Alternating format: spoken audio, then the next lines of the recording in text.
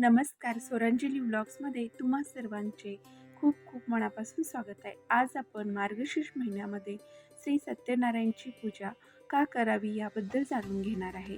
हिंदू धर्मात श्री सत्यनारायणचे विशेष महत्त्व आहे, तर जाणून घेऊया.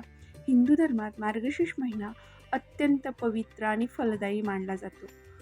याचं कारण म्हणजे या महिन्यामध्ये अनेक सण येतात, जसे की देवदिवाळी, नागदिवाळी, दत्त जयंती आणि महालक्ष्मी व्रत.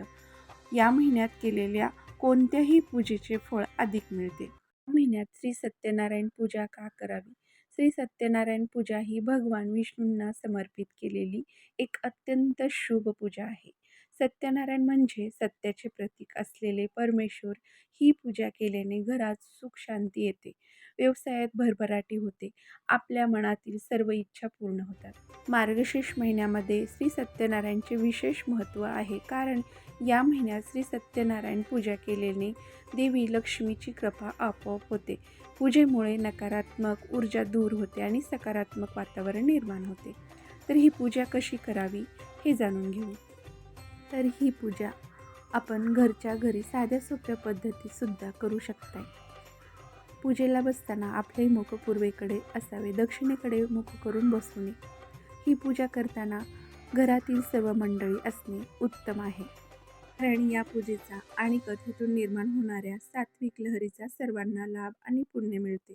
सत्यनारायण पूजेसाठी लागणारे साहित्य: सत्यनारायणचा फोटो, हळदी कुंकू, तुळशीची पाने, आंब्याचे ढाळे, विड्याची पाने, सुपारी, बदाम, खारीक, खोबऱ्याचा तुकडा, गुळाचा खडा किंवा खडीसाखर, 1 रुपया, अगरबत्ती, कापूर, तांदूळ, बाळकृष्णांची मूर्ती, तांब्यांचे भांडे, एक छोटंसं ताट, पाट किंवा चौरंग, 5 फळं, प्रसादासाठी शिरा. तर हा शिरा करताना सव्वा या प्रमाणात प्रसाद तयार करावा.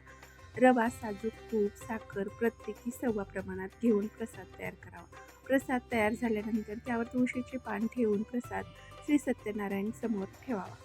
आणि सर्वात महत्त्वाचे म्हणजे कथा वाचावी किंवा ऐकावी. अगदी साध्या आणि सोप्या पद्धतीत सुद्धा ही पूजा घरच्या घरी तुम्ही करू शकताय.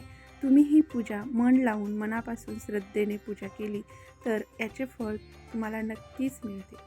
तुमच्या मनातील सर्व इच्छा पूर्ण होतात. तुम्ही ही पूजा या महिन्यात गुरुवार किंवा पौर्णिमेला पूजा करू शकताय. नक्कीच तुमच्या मनातील इच्छा पूर्ण होतील, अनुभव येतील. करून बघा. आजचा व्हिडिओ आवडला असेल तर व्हिडिओला लाईक करा, शेअर करा आणि चॅनलवरती नवीन असाल तर सबस्क्राईब करा.